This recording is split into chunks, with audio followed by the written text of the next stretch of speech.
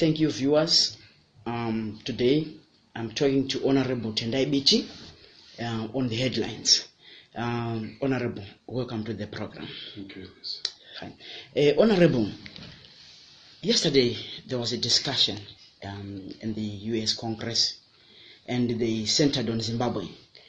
Zimbabwe after elections, and the critical issue that came out there is the issue of sanctions. And it was an issue that was widely debated, and your name quickly popped into the discussion, with Senator Fleck saying for Zimbabwe and the U.S. relations to be thawed, Zimbabwe is going to drop all the charges against Honorable Tendai Biti. What's your take on that? Yeah, I think the key focus on discussions in the Senate Foreign Relations Committee yesterday was clearly, and Emerson Mnangagwa needs to get this message, there has to be reforms in this country. Mnangagwa must walk the talk. And these reforms are structural. Number one, we have to deal with the contested election of the 30th of July 2018. Without resolving the crisis of legitimacy, this country won't move forward. It doesn't matter what we do. It doesn't matter what ngangas we go to. It doesn't matter what prophets we go to. It doesn't matter what marabouts we go to. As long as the crisis of legitimacy is not resolved, this country will not move forward. Number two, the issue of structural reforms, starting with elections. What are those necessary reforms that need to be put in place to ensure that Zimbabwe does not continue to be arrested by a continuous, toxic, self-reproducing cycle of electoral fraud? Since 1980, every election we've had in this country has been contested. And when we have toxic elections, they arrest development. They arrest the creative capability of the country. It's been 3 months since the election, 4 months after the election. We can't move. We don't have cash in the banks. There are massive, crippling fuel queues that we have never seen since the word queue was invented. The government has failed, and failed in absolute terms, because of a stolen election. So let's resolve issues around the elections so that they're not issues anymore. Let's resolve issues around state capture. Independent institutions are captured in this country. Virtually, look at the media, look at the state media. I hardly can read the Herald without feeling nausea. Yet it's a state-funded newspaper. It's a government-owned newspaper. I'm not a sadomasochist. I don't want ZBC for the same reasons. 38 years after independence, how do you justify that we still have one broadcasting house? And these things don't cost money. Let's liberate the Chapter 12 commissions, the Chapter 12 constitutional commissions. Let's make the Anti-Corruption Commission truly independent, not a captured functionary with individuals such as Goodwill Zenguni, who are mascots of some big political figures. Let's make the Human Rights Commission independent. Let's make the Gender Commission truly independent. Let's make the Media Commission truly independent. Over and above state capture, let's deal with the securitization of the state. Let's deal with the militarization of the state. Virtually every public institution is now dominated by the military. The National Prosecuting Authority, soldiers are there. Even budget office of the Ministry of Finance, even the accountant general, I'm told, is a former soldier. That's not good enough. That's not good enough. Let's demilitarize our country. Let's make traditional independence impartial. Let's de-weaponize food aid. So reforms are required. Number three, let's deal with the economy. They failed on the economy. And they failed in absolute, terms. And part of their problem, they don't seem to understand that 60% to 80% of the economic challenges that we are suffering are as a result of the public's lack of confidence in the regime. There's absolutely no confidence in this government. So it becomes political So resolving the economic issue demands that we resolve the crisis of confidence, the crisis of trust, or rather the deficit, the kwashiorkor of trust in our country vis-a-vis this government. And naturally, we can't resolve the crisis of confidence without resolving the political crisis. We need to resolve the debt question, Elias. We have got a crippling debt crisis of US $22 billion. For the first time in the history of Zimbabwe, domestic debt now exceeds external sovereign debt. Chidzero must be turning in his grave, because that can't happen. That shouldn't happen, but it's happening in present-day Zimbabwe. Yeah, so before reform, you handle reform. Before you handle the economic issues, Honorable, let me take you back to the U.S. Senate. You are talking about the independence of the state institutions. Yes. This demand that judiciary must drop Tendai Biti charges. Does this not affect the rule of law? I'm not being prosecuted by judges. I'm being prosecuted by a captured police which prepared a docket and a captured National Prosecuting Authority. So it doesn't affect the independence of the judiciary. The Senate is not saying the magistrate must acquit me. That's judicial independence.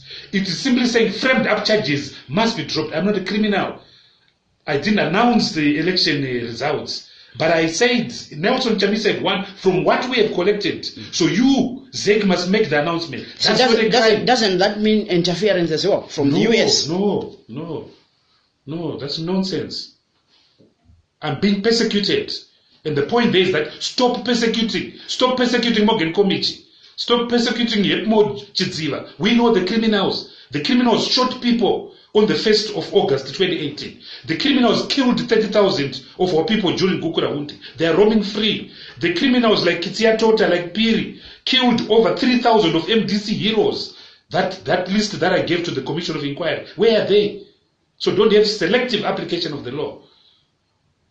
Okay, Honorable, thank you so much. Now you spoke about the economy, and you said this country needs reforms. I remember in 2013, I interviewed you when you were finance minister, and we spoke about these things. These are issues that you wanted to introduce at the material time, but spanners were thrown your way. What did you say about Professor Mthuli Ncube's reforms? He's an amateur. He's an amateur. He's a complete waste of time. He's a complete waste of time. I think part of his problem is that he himself doesn't have character. He doesn't have honesty. He doesn't have consistency. And he suffers from what I would call foot and mouth disease, which is the disease that you say something today, you reverse it tomorrow. His first announcement was that he's going to demonetize the bond note. The next thing, he had a recantant on that. He goes to Chatham House and says, no, the bond note can never be equal to the US dollar. Next morning, he's in Bali, Malaysia. He has reversed that. In his budget statement, he claims we're going to retrench ghost workers, which is essential. The following week, he's out in the newspaper saying, no, we don't have money to. So if you've got a structural flip-flopper, you've got a problem. So he's weak. This economy requires someone who is strong, someone who can look the beast in the eye, because ZANU-PF is a beast. They will not allow reforms, and as a matter of fact, no regime has ever reformed itself out of power, and that's the structural program. That's the structural problem. So this myth that there are reformers in ZANU-PF is just a myth. There are no reformers in ZANU-PF, and that's why we are where we are right now. So you look at Emmerson Mnangagwa. For 12 months, he's been talking about open for business, but there's not a single thing that he has done to actually show that he's open for business. And many of the things that he needs to do, they actually don't cost money. It doesn't cost money to demonetize the bond note, because we know that the bond note has brought disequilibrium in our economy. It doesn't cost money. It doesn't cost money to simply say we are amending Section 11 of the Reserve Bank Act so that the government can borrow from the central bank, because we know that the overdraft facility that the government is maintaining with the RBZ, which is in excess of $2.5 billion US, has been fueling the black market. It doesn't cost a single cent to simply say that we are stopping the RBZ retaining the foreign currency of exporters like Zimplats and other mining houses, because the allocation of foreign currency in Zimbabwe has become an infrastructure of corruption, as you know. People are being allocated subjectively US dollars, 50 million US dollars, 100 million US dollars. But when they retain it, they're retaining it in bond notes. And meanwhile, they're fueling 4th Street and the black market. All these things don't cost money, but it's 12 months of a disaster. Many Zimbabweans are saying, why did we march on the 18th of November 2017, which is regrettable, because 2018, so that 18 November 2017 was a noble cause. But people are now questioning, because our life has been decapitated, has been delegitimized, has been depreciated. Yet all that is required is simple: attend to reform and, of course, dialogue. Emerson Mnangagwa needs to pick up a phone and speak to Nelson Chamisa.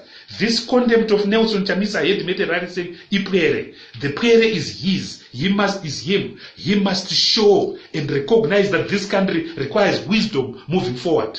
Because left on their own, ZANU can't run this country. ZANU can't run this economy. And that is fact. Honorable, are you suggesting that there's need for another inclusive government? No, I'm not suggesting that. I'm suggesting that there's dialogue.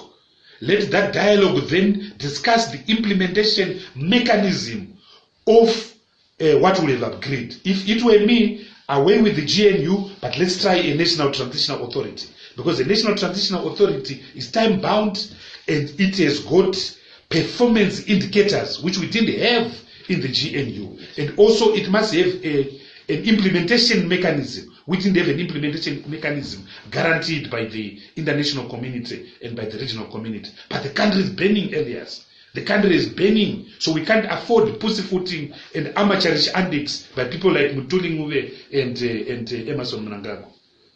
On the issue of sanctions, I remember you went to the US, you and Nelson Chamisa, and many Zimbabweans are saying you urged the US to maintain the sanctions. Is that true? That's absolute nonsense.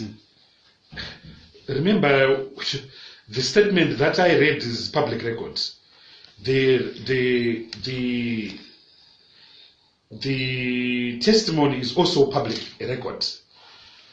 The point which Zimbabwe needs to understand is that the real sanction on this economy, on our people, is ZANU-PF and its bad policies. Stop beating up people for Christ's sake. Stop stealing elections. Where is Zitai Dzamara as I'm talking to you right now? Stop imposing economics that is terrible. Who introduced the bond note? It was not a sanction. Who made Zitai Dzamara disappear? It was not a sanction. Who killed 30,000 of our people in Gukura? It was not a sanction. Who is persecuting some of us? It's not a sanction. So let's look internally in ourselves and stop blaming people. And part of the problem is ZANU-PF, they think they're important. They are not important. We are nothing in the entire scope of global things. You can delete Zimbabwe and the world wouldn't miss us. So we have a duty to resolve our own problems as Zimbabweans. And ZANU thinks the world owes us anything. It doesn't.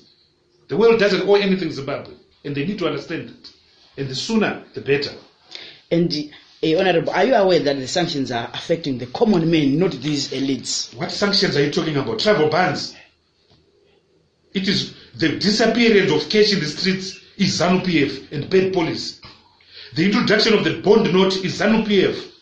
The absence of productivity in Zimbabwe is ZANU-PF. So the sanction is ZANU-PF. And that is affecting our people. Stealing elections has nothing to do with the United States of America or Britain or the EU. It's ZANU-PF. Capturing state institutions has nothing to do with the United States of America. It's ZANU-PF. So the sanction is ZANU-PF. And let's be honest enough to deal with the sanction that is called ZANU-PF. Okay, Honorable. Now, let's get back to the issue of dialogue. We read recently this week that there are talks between Chamisa and Emerson Mnangagwa. Is that true? It's not true. It's a lot of rubbish. We have called for genuine dialogue as patriotic Zimbabweans. Our country is mired in huge structural crisis. There was a recent IMF team in Zimbabwe. Yes. And I recently met the new IMF resident director. They described to me the situation is dire, dire, and dire. But we don't need the IMF to tell us how terrible our situation is. 79% of our people are living below the poverty datum line, surviving on less than US 35 cents a day. So we need to dialogue as Zimbabweans. This is the only country we have. Others have Zambia as a second home. We don't have that country. So we have to resolve our country. We have to resolve the challenges in our country. And we have to do that as a matter of urgency. Right. Okay. And the way forward, do you think who can lead in this call for dialogue? Because already... Let's agree on what we're going to discuss. So number one, we have to agree, we have to discuss the issue of legitimacy. Number two, we have to discuss the issue of the reform agenda, structural reform agenda, specifically focusing on electoral reform, legal reform, constitutional reform, specifically focusing on state capture, specifically focusing on the militarization of the state. Number three, we have to discuss the economy. How do we deal with macroeconomic stability, fiscal consolidation? Number two, how do we deal with the issue of the huge structural reforms that are required? Public service reform, state-owned enterprises reform, tax reform. Number three, how do we deal with the crippling debt? Both the domestic debt, with domestic debt of $10 billion. Regrettably, the budget is quiet on how the government intends to resolve the challenge of domestic debt. The budget is also quiet on how it fudges on how it intends to resolve the issue of external sovereign debt. So we have to have discussions on that. Number four, the financial mess. The financial mess. It's a dog's breakfast, Comrade Elias. But one which my dogs would not touch, not by a long mile. It's a disaster. And in our view, the solution is very simple. Demonetize the bond note. Ring-fence RTGS balances. Join the Rand Monetary Union. But I need to say that ZANU can join the Rand Monetary Union. ZANU can introduce the Rand tomorrow. Or another currency tomorrow. Left on their own, they'll bastardize that currency. The way they bastardized the Zimbabwean dollar, the bearer check, the US dollar, the rand, now the bond note. We are the first country that has bastardized the US dollar, strong as it is. So ZANU on its own can't do these things. Number five, we have to resolve the challenges of gross capital formation, the challenges of infrastructure. Look at the state of our roads. With great respect to the Democratic Republic of Congo, we've become the pothole capital of sub-Saharan Africa. And this is saying a lot. We don't have potholes in our roads. We have craters. Look at the road traffic accidents that are taking place, which are avoidable because of our decayed infrastructure. I always say that if you wake up someone in Harare who died in 1968, he won't get lost because there's hardly been any developments in Harare. The only thing that will confuse him is that where there was Jameson Avenue, there's now Samora Machel Avenue. Where there was Baker Avenue, there's now Nelson Mandela Avenue. And where there was Moffat Street, there's now So that is the only thing that will confuse him. So we have to deal with this thing. Number four, let's discuss the issue of nation building. We have a country, but we don't have a nation. We are so polarized. And the country's crisis has made fools innocent people. Because we have all been forced to take sides and subjectively. I saw Joe Mtizwa making a fool of himself yesterday before the Senate. But he's a decent man who has been captured by the evil, by the demon of ZANU-PF. And he made a fool of himself and lost the respect of 3/4 of Zimbabweans. That's not good enough. So we are so polarized. We are so intolerant. We are so toxic towards each other. So let's discuss the agenda of nation building, the agenda of national reconciliation, the agenda of restoration of the social contract. The social contract is broken. our relations with the government, we don't trust the government. Our relations as comrades, as friends, look at the wars that take place on social media. I've maintained and I gave evidence before the Motlande Commission, and I argued that the levels of intolerance in Zimbabwe, we are as close to Rwanda in 1994. We are probably January 1994 in Rwanda. And 4 months later in April, they had the genocide. That's the levels of intolerance. Unfortunately, we are governed by a people who are experts in creating idioms of delegitimation. ZANU creates exclusionary language. So if you are not a war veteran, you're nobody. So going to war is a license to ascendance to the state, to ascendance to state coffers, to patronage. But what about you and me who were too young to go to the war?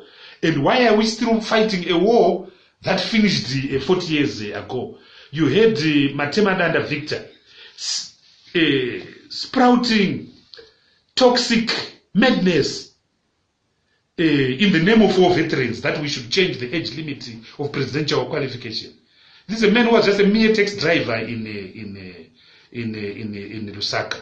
But he thinks because he goes under the guise of a war veteran, he's got a license of insulting the people of Zimbabwe, the young people of Zimbabwe, the constitution of Zimbabwe. So it's absolute madness, but it's a reflection of the breakdown of the social fabric of our country. So that's why we need the dialogue. National an agenda of transitional justice is so key, because all of us have got components, compartments of pain. We are victimized every day by the economic crisis, by the social crisis, by the political crisis. So we have subconsciously opened in our mindsets compartments where we just pack pain. But we need catharsis. We need relief. We need a safety valve. Unfortunately, that is not happening. But if you don't release and keep the pressure boiling up, there will be an implosion. An implosion in the form of another coup, an implosion in the form of serious political dislocation, assassinations, and so forth. So the country can't sustain itself on the fuel and the petrol and the gas of hatred and intolerance. So we need to deal with this issue. Lastly, we need to discuss international re-engagement.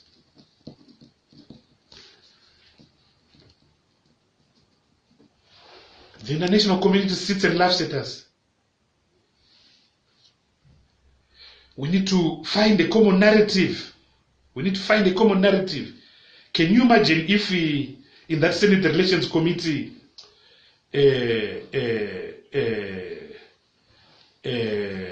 Emerson Mnangagwa had been there with Nelson Chamisa speaking the same language? So what we have, we've got contested narratives. So they'll go to Beijing, we'll go to Brussels. They'll go to Singapore, we'll go to the African Union. And in the process, the country suffers. So they must recognize that dialogue is key, dialogue is important. They must also not recognize that power doesn't mean being in office. So Nelson Chamisa controls so much power, even though he's not in office. Over 2 million people voted for him. Him and his party control every EBM, you understand. So dialogue has to be inevitable. And if you ignore us, if you ignore the MDC alliance, you ignore it at your peril. So but we're not going to do what we did in 2009, 2008. We're not going to say Tonga Ituoni, because this is not your country. It's our country too. So we're going to be there, putting our ugly noses forward until you understand that we are players in this country. Don't you think, Honorable, that maybe this issue of Iramajecha is stifling the dialogue? I don't know what that means.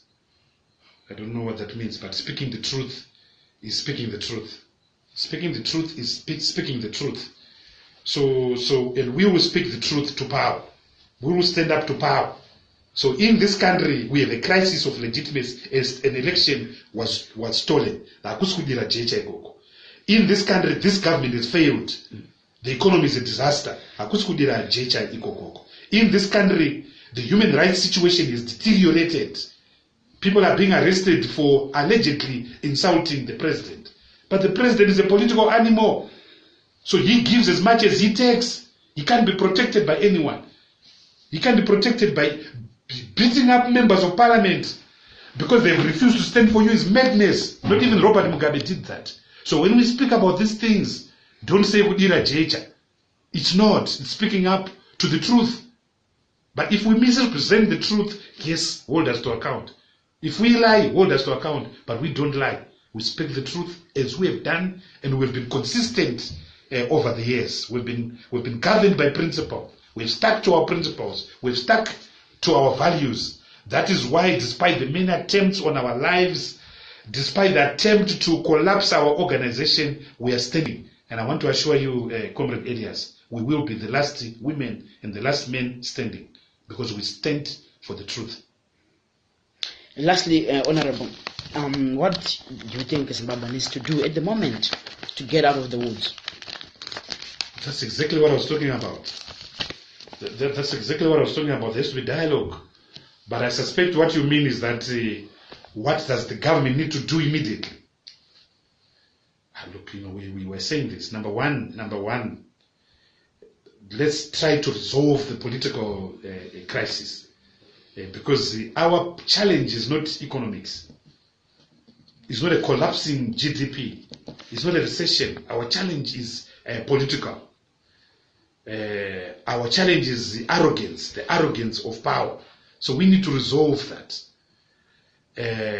We need to resolve and deal with the infrastructures of state capture, as I've said before. We need to deal with the infrastructures of corruption. There are people that are holding the state to ransom through corruption. And there are people that are controlling the commanding heights of corruption. You know what I'm talking about, because you've written about it in the past. Number one, who is controlling the foreign exchange infrastructure? Because foreign exchange has become a commodity.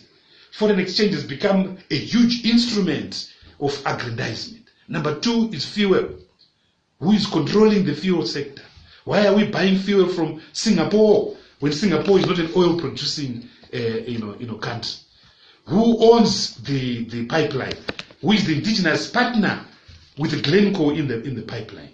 Who owns the two major fuel retailers in Zimbabwe, Puma and Zula? Number three, who is controlling Command Agriculture? Because Command Agriculture has become another infrastructure commanding height of corruption. It spent since its inception, it has spent over $3 billion. But we don't have agricultural output that is equivalent to $3 billion. Malawi, which spends less than $800 million on its agriculture annually, is producing 3 to 4 million tons of metric maize annually. We are importing soybeans from Malawi. They are now one of the largest producers of ethanol, and also, as you know, of Virginia tobacco. But it's a tiny little country. We are now buying food from Zambia. But not so long ago, we used to sell everything to Zambia. So Command Agriculture has become a huge infrastructure of corruption. Gold itself, the commodities, platinum, gold and chrome, have become a huge instrument of arbitration, particularly gold. People are selling gold in US dollars, then they go the following morning at Oryx, buy it in bond notes, take that same gold, go back and sell it to Oryx. So suddenly we are being told by the budget that our gold figures are increasing. They are not increasing. It's speculation that's increasing. So we need to decapitate the commanding heights of corruption. The economy is very simple. We have to be serious about the economy. Number one, let's decapitate the budget deficit. Let's decapitate the budget deficit. Let's move towards fiscal consolidation. So if it were me, I would go back to cash budgeting as a matter of agency. When I used to say, we eat what we kill, they thought it was a joke. It's not a joke.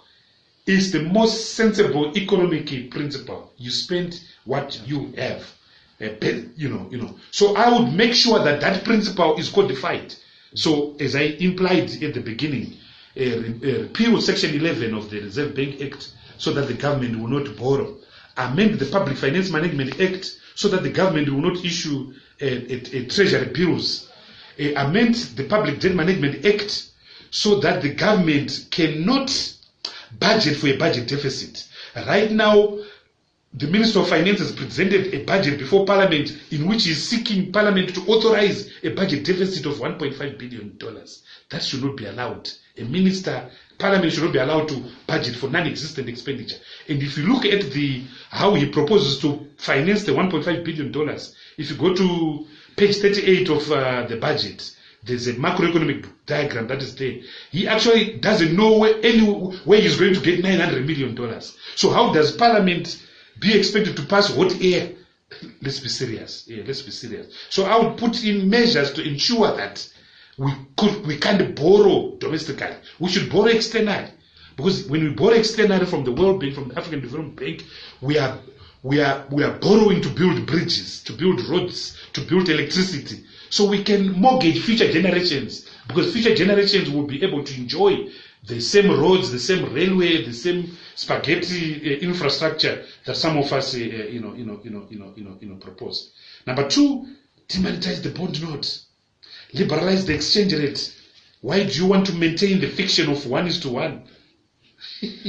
Not even the euro is on one with the US dollar. Not even the Chinese renminbi is 1 with the US dollar. Yet this is the second largest economy in the world. The rand is like 1:15. Yet is the strongest economy on the African continent. What is Zimbabwe with the exports of less than $2 billion US annually? So it's a joke. Now they want to introduce a new currency. They want to introduce a new currency, a new Zimbabwean dollar by March. That is madness. Anyone suggesting that is either drunk or mad or both. How do you introduce a new currency when you don't have foreign currency reserves? How do you introduce a currency which is not backed?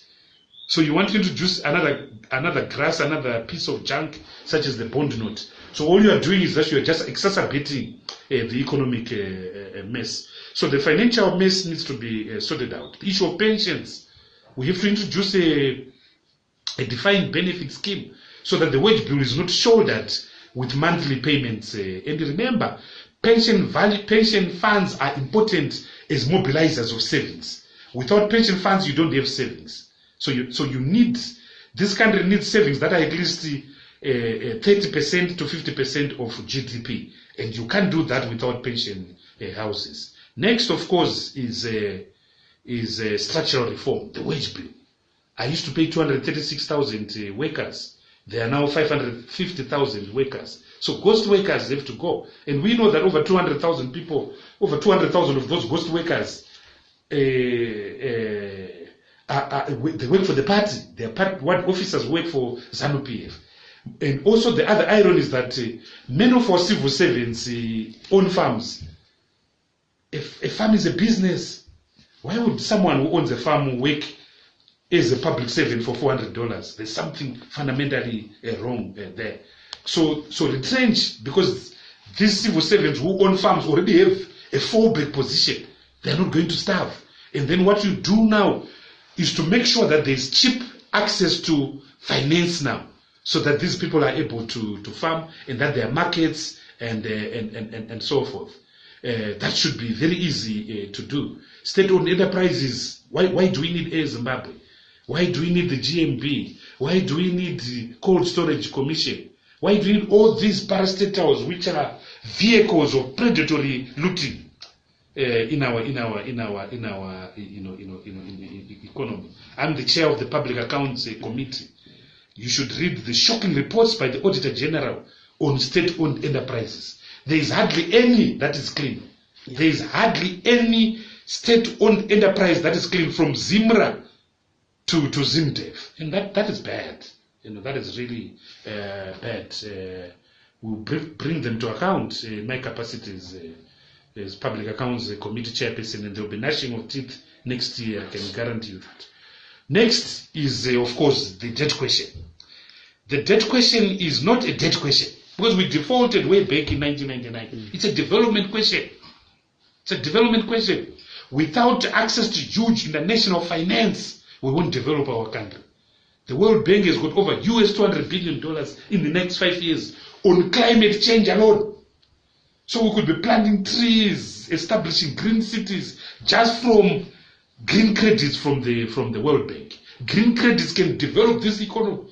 Because a lot of things we are already doing it. President Chamisa was busy planting trees last week in Norton. If we were clever, that could actually be credit which we could use to claim huge amounts of resources from the World Bank. The African Development Bank in the next 5 years has got over $70 billion to develop President Adesina's IFIs, energy, water, agriculture, and so forth. We are not taking that advantage of that because we have foolishly. And for me, we need to go the HIPIC route. Some doesn't like it. They don't want to be called highly indebted and poor. But more importantly, they don't like the political conditionality. They don't like the political conditionality. But they'll just look at you. They'll just look at you. And regrettably, the international infrastructure is owned by people. It's owned by shareholders. And some of them were clear yesterday that, look, without reforms, we won't engage you. Without reforms, we won't engage you. So Zimbabwe needs to be serious. Then next is, of course, gross capital formation. 40 years after independence, 72% of our people live in huts. Only 56% of our people have access to covered water. Only 30% of our people have access to electricity. What a shame, Comrade Elias. What a shame. So we need a democratic developmental agenda. We need the construction of the national democratic revolution. Massive redevelopment of this country. But the precondition is political stability. The precondition is decapitating the demon of politics that is suffocating our country. Is Mnangagwa wise enough to understand the message that everyone is telling him? I don't think so. I don't think so. He must understand that the key is with Nelson Chamisa. And if he doesn't understand that, then we'll spend another 5 years quarreling. Just like the previous 5 years, 2013 to 2018, we did nothing. We did absolutely nothing. And it's not good enough. It's not good enough because every other country is outstripping us. Every other country is outstripping us. Look at Botswana. Look at Namibia. Look at Malawi. Look at Zambia. Look at Mauritius.